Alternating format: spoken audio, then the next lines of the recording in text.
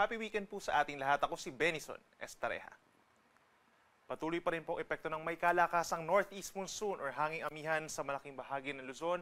Magdadala ito ng bahagyang malamig pa rin po na temperatura at may hinang ulan lalo sa may eastern and southern portions. Samantala yung easterlies o yung mainit na hangin galing sa silangan, nagdadala po ng mga paulan sa malaking bahagi ng Mindanao. And over Palawan and Visayas, nagtatagpo ang amihan at ang easterlies. Kaya't meron po tayo nabubuo pa rin na shear line. Ito yung linya kung saan nga nagkakaroon tayo ng minsan malalakas na mga pag-ulan, kaya't mag-ingat pa rin sa banta ng baha at pagguho ng lupa. Base naman sa ating latest satellite animation, wala pa rin tayong asahan po na bagyo na mabubuo sa ating bansa hanggang sa katapusan po ng Marso. Ngayong araw, asahan pa rin po ang makulimlim na panahon in many areas of Luzon dahil pa rin yan sa northeast monsoon.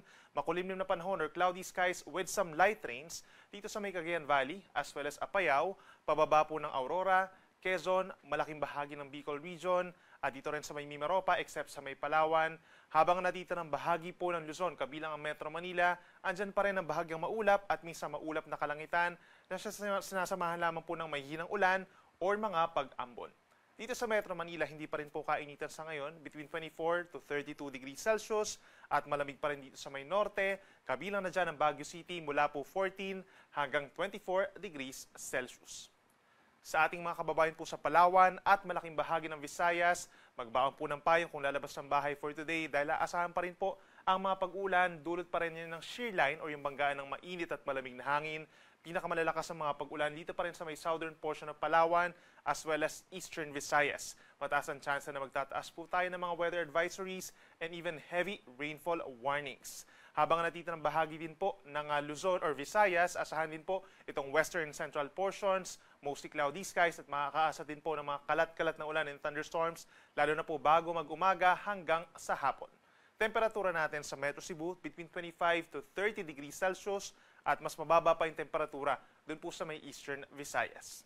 At sa ating mga kababayan po dito sa malaking bahagi ng Mindanao, asahan pa rin ang mga pag-ulan dulot po ng easterlies kaya't magbaon din po ng payong.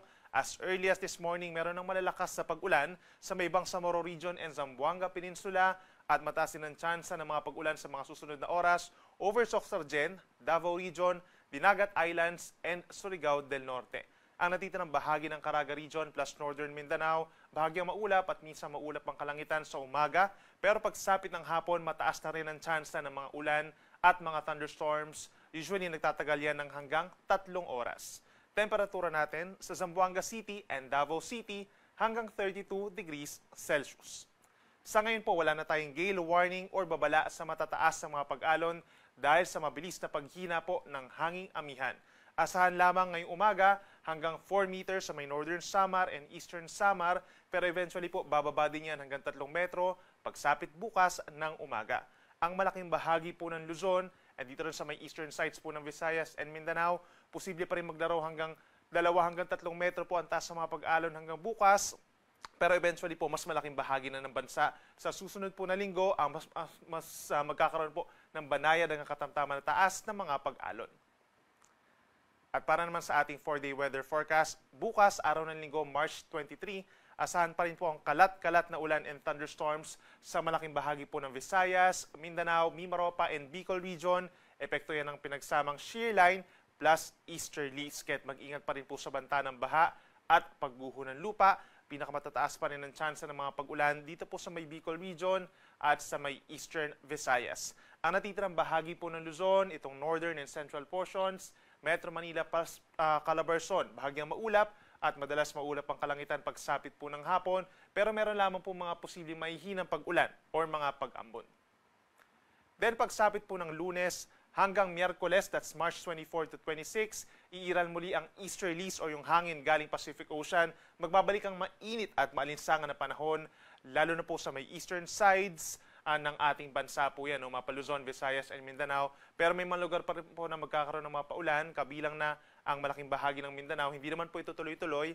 Ngayon din ang eastern Visayas, Isabela, Aurora, ngayon din ang Quezon, Marinduque, Oriental Mindoro, and Palawan sometime from Monday hanggang Wednesday. Kaya make sure po na magbabaon pa rin ng payong. As for the northeast monsoon, posible na yung itong northeast monsoon na nararanasan natin, yung pinakahuling pong bugso ng amihan na siyang mapapalitan po eventually ng pagsisimula po ng panahon ng tag-init or warm dry season po sa ating bansa. Magbabalik pa rin naman yung hangin galing po sa hilaga na siyang tinatawag natin na northeasterly wind flow pagsapit ng Abril. Ang ating sunrise ay 5:59 ng umaga at ang sunset ay 6:07 ng gabi. Yan muna ang latest mula dito sa Weather Forecasting Center ng Pag-asa.